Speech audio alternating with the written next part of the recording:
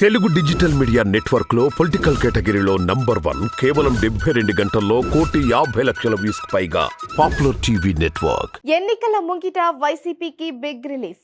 వరుసగా వస్తున్న సర్వేలో వైసీపీకి ప్రతికూల ఫలితాలు వస్తున్న సంగతి తెలిసిందే.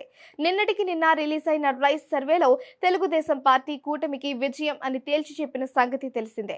మరోవైపు అంతకంటే ముందుగా వచ్చిన ఓ 11 సర్వేలు సైతం టీడీపీ కూటమికి అనుకూల ఫలితాలు ఇచ్చాయి. ప్రస్తుతం మేనిఫెస్టో ప్రకటించి దూకుడు మీద ఉన్న టీడీపీ కూటమి ప్రజల్లోకి బలంగా వెళుతోంది.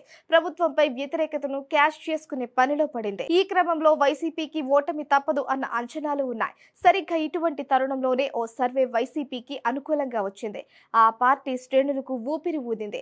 ఏపీలో యూడిఎస్ పోల్ అనే సంస్థ సర్వే చేపట్టింది. రాష్ట్ర వ్యాప్తంగా 175 నియోజకవర్గాలలో ఈ సర్వే చేపట్టినట్లు స్పష్టం చేసింది. సర్వే ఫలితాలను తాజాగా వెల్లడించింది.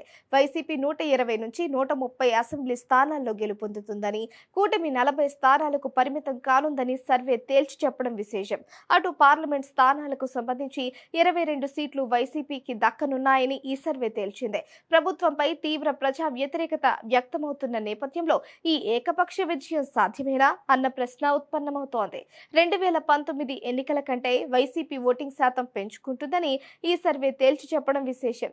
ఆ పార్టీకి 50.4% ఓట్లు దక్కే అవకాశం ఉందని ఈ సర్వే తేల్చింది. టీడీపీ కూటమికి 44, కాంగ్రెస్ కూటమికి 2.5, ఇతరులకు 4% ఓట్లు దక్కుతాయని ఈ సర్వే స్పష్టం చేసింది. అయితే ఇక్కడే అనుమానాలకు తావిస్తోంది. అధికార వైసీపీ ఒక పక్షంగా ఉండగా టీడీపీ, బీజేపీ, జనసేన ఎన్డీఏ కూటమిగా ఉన్నాయి. కాంగ్రెస్ నేతృత్వంలోని ఇండియా కూటమి సైతం అన్ని నియోజకవర్గాల్లో పోటీ చేస్తోంది.